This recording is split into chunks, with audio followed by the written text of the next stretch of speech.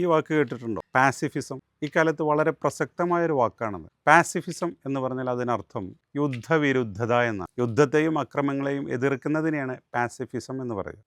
ഈ വാക്കിൻ്റെ വേറെ രൂപമാണ് പസഫിക് ഓഷ്യൻ. പസഫിക് സമുദ്രം, ശാന്തസമുദ്രം എന്ന് നമ്മൾ പഠിച്ചിട്ടില്ലേ? എങ്ങനെയാണ് പേര് വന്നത് നമുക്ക് പിന്നീട് നോക്കാം. ആരാണ് പാസിഫിസ്റ്റ്?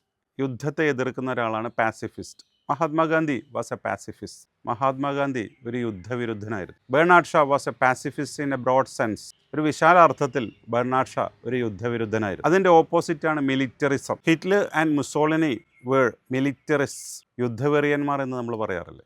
പാസിഫൈ എന്ന വാക്കുകൂടി നമുക്ക് ഈ സന്ദർഭത്തിൽ പരിചയപ്പെടാം. ശാന്തമാക്കുക എന്നാണ് അർത്ഥം. She gave the child a toy to pacify him. കുട്ടിയെ ശാന്തമാക്കാൻ അവൾ അതിനൊരു ടോയ് കൊടുത്തു.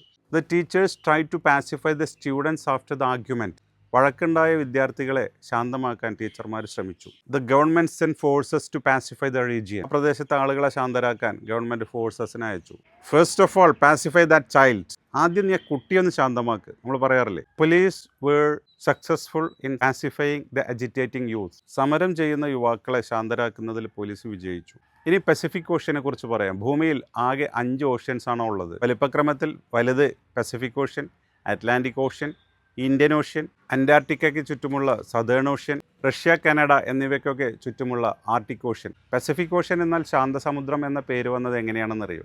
1528 പോർച്ചുഗീസ് പര്യവേഷകനായ ഫെർഡിനാൻഡ് മഗല്ലൻ തെക്കേ അമേരിക്കൻ മുനമ്പിൽ നിന്ന് അദ്ദേഹത്തിൻ്റെ പായക്കപ്പലിൽ യാത്ര ചെയ്ത് ഒരു വലിയ സമുദ്രത്തിലെത്തി. അവിടെ എത്തിയപ്പോൾ അദ്ദേഹം മുന്നിൽ കാണുന്നത് വളരെ ശാന്തമായ ഒരു സമുദ്രമാണ്. അദ്ദേഹം അതിന് പേരിട്ടു മാർ പസഫിക്, ശാന്തസമുദ്രം.